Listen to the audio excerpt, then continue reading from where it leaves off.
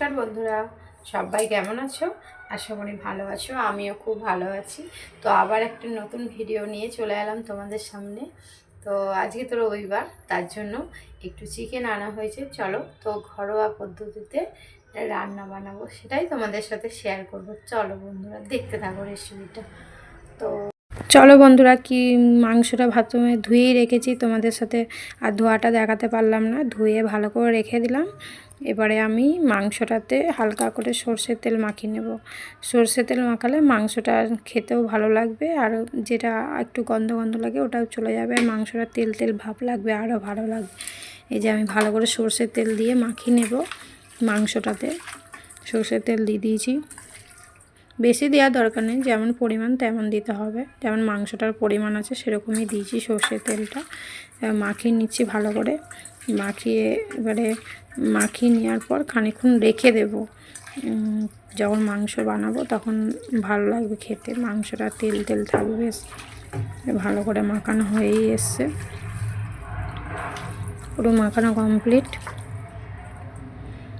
তো চলো এই বাটিটার উপরে রেখে দিই, তাহলে জলটার নিচেই পড়বে না, বাটিটার ভেতরে পড়বে।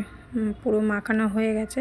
এবার কী মাংস তো ম্যারিনেট করে রেখে দিলাম। এবার চলো কী উপকরণ নিই সেগুলো তোমাদের সাথে দেখাই। যেখানে পেঁয়াজ কেটে নিয়েছি, এখানে গোটা পেঁয়াজ কেটে নিয়েছি বাটবো বলে, আর আদা, টমেটো, রসুন, আর এখানে নিয়েছি শুকনো লঙ্কা, আলু আর গোটা রসুন দেবো। মাংস টেস্টটা খুব সুন্দর লাগবে। আমরা গোটা রসুন মাংসই দিই, যখন মাংস বানাই তখনই গোটা রসুন দিই। সবাই বাড়ির লোকে খুব পছন্দ করে গোটা রসুন দিলে মাংসটা। আর তার সাথে তো শুকনো লঙ্কা আমি দেবই। শুকনো লঙ্কা দিলে মাংসটার টেস্টটাও খুব সুন্দর হয়, আর কালারটাও খুব সুন্দর আসে। তার জন্য আমি এখানে শুকনো লঙ্কাও দেবো। মিক্সিতে পেস্ট করে নেবো আদা, রসুন, টমেটো, পেঁয়াজ আর শুকনো লঙ্কা দিয়ে ভালো করে মিক্সিতে পেস্ট করে নেবো, পুরো মিহি করে।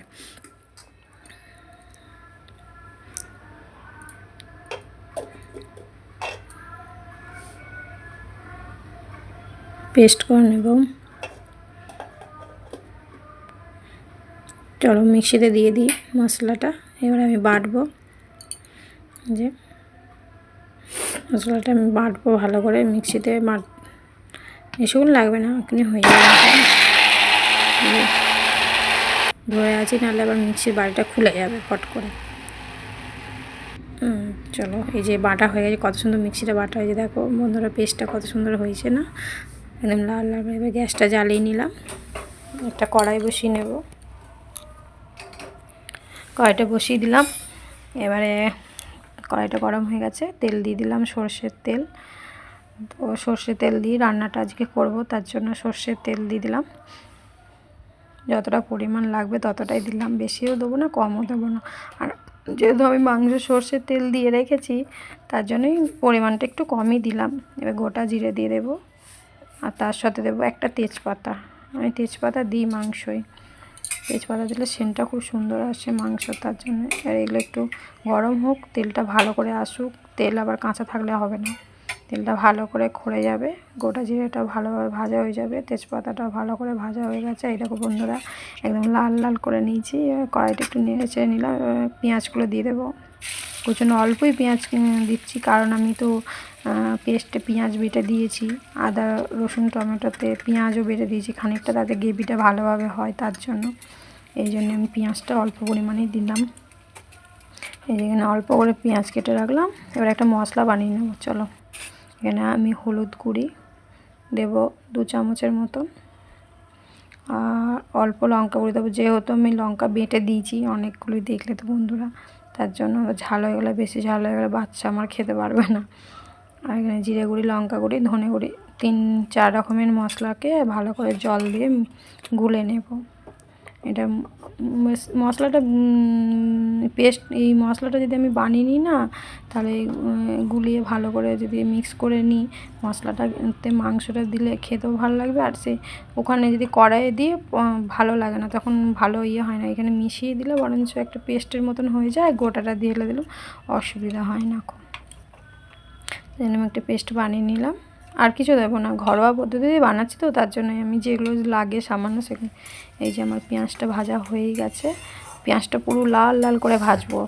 একটু সাদা সাদা রাখলে না মাংস ঝোলে জল দিলে কেমন একটা হয়ে যায় আর ফুলে ফুলে ওঠে, তখন সে গোটা গোটা লাগে পেঁয়াজগুলো। তার জন্য আমি পুরো একদম লাল করে ভেজে নেবো পেঁয়াজটা একদম। আর এমনি মাংসর পেঁয়াজ একটু লাল লাল করেই ভাজতে হয়, বেশি সাদা সাদা ভাজলে এতটা টেস্ট লাগে না। এই যে আমার পুরো পেঁয়াজটা ভাজা হয়ে গেছে। এবারে আমি পেস্টটা দিয়ে দেবো, যেটা আদা রসুন টমেটো পেঁয়াজ বেটে রেখেছিলাম ওটাই দিয়ে দেবো। এই যে পুরো দিয়ে দিলাম। এবার ভালো করে নাড়াচাড়া করব যতক্ষণ না রসুনের গন্ধ যাচ্ছে ততক্ষণ। এবার রসুন তো ভালো করেই ভাজতে হয় না, তা নাহলে তো কাঁচা কাঁচা গন্ধ ছাড়ে। তার জন্য আমি ভালো করে রসুনটা ভেজে নেব মশলাটাতে। এখন আমি ওই যে পেস্টটা বানালাম ওটা এখন দেব না, এটাই এখন আমি ভালো করে ভাজবো যতক্ষণ না এই জলটা শুকিয়ে যাচ্ছে একদম, ততক্ষণ আমি ছাড়বো না। মাংস মশলা আমি কষিয়েই যাব। এই যে এখন আমি কষিয়ে যাব ভালো করে, যতক্ষণ না এই মশলার জলটা মরছে ততক্ষণ আমি নাড়াচাড়া করেই যাব একদম একভাবে। দেখো বন্ধুরা নাড়াচাড়া করেই যেতে হবে। এই যে হয়ে এসছে মশলা, দেখুন এখনই কত সুন্দর লাল পাড়া হয়ে গেছে না, এখনও হলুদ গুঁড়ি তো লঙ্কা গুঁড়ি পড়েনি তার জন্য, তার আগে এত সুন্দর কালার এসে গেছে। এবারে আমি যেটা গুলে রেখেছি এই হলুদ গুঁড়ি লঙ্কা গুঁড়ি যেগুলো ওই পেস্টটা আমি দিয়ে দেবো। যে পুরো দিয়ে দিলাম, একটু জল দেবো বাটিটাতে যেহেতু লেগে আছে বাটির গায়ে, তার জন্য এই বাটিটাতে ধুয়ে নেব ভালো করে। আমরা তো বাঙালি বাস, আমরা সব কিছু করি, ফেলি না কোনো কিছুই। এই যে দিয়ে দিলাম। এরপরে আমি এটা নাড়াচাড়া করবো ভালো করে। এরপরেই মাংসের মশলাটা ভালো করে নাড়াচাড়া করতে হবে যতক্ষণ না তেল ছাড়ছে ততক্ষণ এখন আমাকে এরকমভাবেই মশলাটা নাড়াচাড়া করতে হবে। আর ভালো করে নাড়াচাড়া করতে হবে, নাহলে আবার তলাতে যদি লেগে যায় তাহলে আবার ধরা ধরা গন্ধ ছাড়বে মশলাটা। তার জন্য একভাবে নাড়াচাড়া করেই যেতে হবে। মশলা তো এই জল শুকাবে তেল ছাড়বে তারপর আমি ছাড়বো, নাহলে আমি এখন নেড়েই যাব, নাড়াচাড়া করেই যাব খুন্তি দিয়ে। এই যে একভাবে নাড়াচাড়া করবো। এই যে কত সুন্দর কালারটা অটোমেটিক এসেই গেছে না বন্ধুরা, দেখো। এবার আমি গোটা রসুনগুলো দিয়ে দেবো এখন, কেননা এখন দিয়ে দিলে কি হবে মশলাটা ভালো মশলাটার সাথে রসুনটা মাখা মাখা হয়ে যাবে আর মিশেও যাবে আর সেদ্ধটাও খুব সুন্দর হয়ে যাবে। এখন দিয়ে দিলে, পরে দিলে না অতটা সেদ্ধ হতে চায় না, তখন সেই কেমন একটু শক্ত শক্ত থাকে, আর এখন দিলে পুরো সেদ্ধ যাবে। আর এখন আমি এবারে থালা চাপা দিব, কারণ আমি জানি চারিদিকে ছিটাবে মশলা, তার জন্য আমি সবসময় মশলা যখন কষি তখন ঢাকা দিয়ে দিয়ে কষি, তাহলে দেয়ালে ছিটায় না। এবারে আমি দেখব কতটা হলো মাংসর মশলাটা কষা। এই দেখো বন্ধুরা কত সুন্দর কষা হয়ে গেছে, একদম তেল ছেড়ে দিয়েছে আর মশলাটা অনেকটা জলটা মরে গেছে পুরো। আবার ভালো করে আরও ভালো করে নাড়াচাড়া করতেই হবে, নাহলে না লেগে যাবে পুরো। তাও আমি গ্যাসটা কমিয়ে রেখেছি যাতে না লেগে যায় মশলাটা, তার জন্য হয়েই এসছে। আর এই যে কত তাড়াতাড়ি নাড়ছি যাতে না লেগে যায় মশলাটা ভালো। তাও দেখছো তো বন্ধুরা কেমন ফুটছে চারিদিকে, তার জন্যই আমি সবসময় থালা চাপা দিয়ে দিয়ে মশলা কষি, যাই রান্না করি আমি থালা চাপা দিয়ে মশলা কষি, নাহলে না পুরো একদম দেয়ালে ময় হয়ে যায়, একদম ছিটে ফুটা একদম হলুদের দাগ হয়ে যায়। এই যে পুরো মশলাটা পুরো কষা হয়ে গেছে আর কতটা কমে গেছে দেখো বন্ধুরা, মশলাটা পুরো তেল ছেড়ে দিয়েছে। এবারে আমার মশলা পুরো রেডি, এবারে আমি চিকেন দিয়ে দেব। চলো মাংসটা দিয়ে দিই। এই যে আমি দিয়ে দিচ্ছি মাংসটা কড়াইতে। এবারে বুঝতেই পারছো মাংসর এবার হাল হবে। এই যে পুরো চিকেনটা আমি দিয়ে দিলাম ভালো করে, দিয়ে দেওয়া হয়ে গেল। এবার আমি একেও এখন আমাকে নাড়াচাড়া করতে হবে যতক্ষণ না ইয়ে হবে।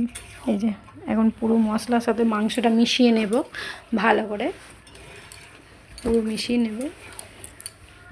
যে একদম পুরো মশলার সাথে মিশিয়ে দিয়েছি, একটু আর কোথাও বাদ নেই, ওর মাংসর গায়ে আর মশলা লাগতে পুরো মেশানো হয়ে গেছে। দেখো বন্ধুরা মাংস হলুদ লাগছে দেখতে, না জানি না কেমন কালার আসবে, মাংসটা রেঁধে দেখি। এবারে আমি যেটা দেবো, প্রথমে তো আমি লবণ দিইনি, এখন দেবো লবণটা। আমি প্রথমে লবণ আমি মশলায় কোনো দিনই দিই না মাংস রান্না করলে। আমি যখন মশলা কষা হয়ে যায় তারপরে আমি ভালো করে মাংসটা দিই, তারপরে আমি লবণটা দিই। তাতে মাংসটা কি হয়, এই যে লবণটা দিলে না মাংসটা বেশ অটোমেটিক নিজে নিজেই সেদ্ধ হয়ে যাবে, আর কোনো কিছু করতে হবে না কো। এই যে আমি এখন মাংসটা পুরো মাংসটা দিলাম, এরপরে আমি পুরো লবণটা দিয়ে মাংসটা ভালো করে নাড়াচাড়া করব এখন।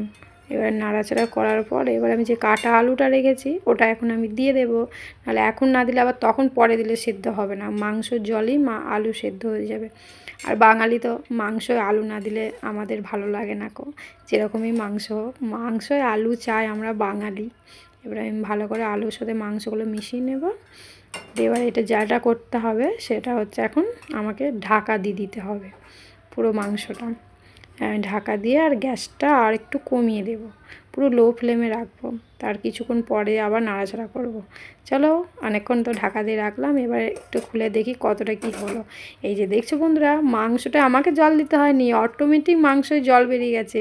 কত জল বেরিয়েছে দেখো বন্ধুরা, এই লবণটা দেওয়ার এইটাই কারণ, যাতে মাংসটা ওর নিজের জলে নিজেই সেদ্ধ হয়ে যায়। এই যে আবার আমি এখন ভালো করে নাড়াচাড়া করব যাতে না লেগে যায়, একটু নাড়াচাড়া করলে আবার তলাটা লেগে যেতে পারে, তার জন্য আবার আমি একে ঢাকা দিয়ে দেবো কিছুক্ষণের জন্য। এই যে ঢাকা দিয়ে দিলাম, কিছুক্ষণ পর আবার দেখি চলো। এই যে কিছুক্ষণ পর দেখুন কত জল বেরিয়েছে, আরও জল বেরিয়ে গেছে। যত ঢাকা দেবে বন্ধুরা তত জল বেরিয়ে যাবে, আর এই জলেই মাংস আর আলু যা যে সব সেদ্ধ হয়ে যাবে। এই যে আমি খুব সুন্দর মাংসটা জল বেরিয়েছে বলে মাংসটা সেদ্ধ হচ্ছে, আর এদিকে আলুটাও আমার সেদ্ধ হয়েই এসে দেখি আলুটা, এই দেখুন আলুটাও সেদ্ধ হয়ে গেছে জলেতেই, মাংস জলেতেই। আবার আমি একবার ঢাকা দিয়ে দেবো, এই যত ঢাকা দিয়ে কষবো তত। এবারে আমি এবারে আমি গরম মশলা করে নেবো একটু, দারুচিনি এলাচ নিয়েছি, এটা আমি একটু থেতো করে নেব। তো শিলনোড়া আর মিক্সিতে ভালো বাটা যায় না, তার জন্য আমি আমার একটা নোড়া আছে তাতে থেতো করে নিলাম। এই যে হয়ে গেছে ইয়েটা করা। চলো সাইডে আবার দেখি মাংসটা কতদূর হলো। এই যে পুরো কমপ্লিট হয়ে গেছে। আমি কিন্তু জল দিইনি বন্ধুরা একটুখানিও, ওর নিজের জলেই নিজে মাংস সেদ্ধ হয়েছে আর পুরো কমপ্লিট হয়ে গেছে। এবার আমি যেটা করবো, গরম মশলাটা বেটে রেখেছি এটা আবার এরপরে আমি দেখবো, দেখে দিয়ে দেবো। এই যে পুরো মাংস কমপ্লিট। এবার আমি দেখে নেব আলুটা ঠিকঠাকভাবে আলু একটু সেদ্ধ হয়েছে কিনা, হয়েই এসছে পুরো, আর মাংসটাও রেডি হয়ে গেছে। এবার আমি গরম মশলাটা দিয়ে দেবো। আর এখানের গরম মশলা অত ভালো না, প্যাকেটে ভালো না, তার জন্য আমি এখানে গরম মশলা দিই না কোনো দিন। আমি যখন মাংস করি তখন দারুচিনি আর এলাচ একটু থেতো করে নিই, দিয়ে ওই গুঁড়ো করে ওটাই আমি মাংসতে দিই, ওটাই আমার মনে হয় ভালো লাগে বেশি খেতে। আর এখানে গরম মশলা খুব গন্ধ, এখানের মশলা বেশি খাওয়াই যায় না, ওই জন্যে আমাদের ওখানের মতন গরম মশলা না, তার জন্য আমি এখানে গরম মশলা ব্যবহার করি না মাংসতে।